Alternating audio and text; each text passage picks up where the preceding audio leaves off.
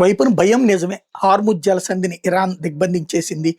కాబట్టి ఇక అట్నుంచి ఆయిల్ సప్లై ఉండదు. ప్రపంచం మొత్తానికి 20% ఆయిల్ సప్లై కాబట్టి దాన్ని అడ్డుపెట్టుకుని ధరలు పెంచడం ఇదంతా నడుస్తుంది.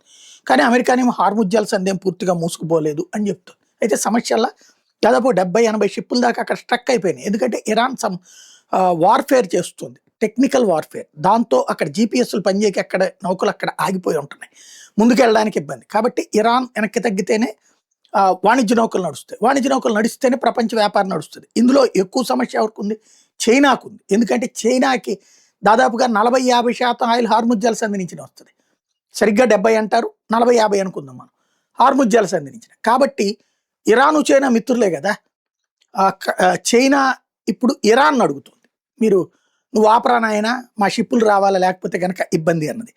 మరి ఓన్లీ ఇరాను చైనా రష్యా షిప్పులు మాత్రం పోనించి మిగతా ఆపడం అంటే ఏం సాధ్యం కాదు అది.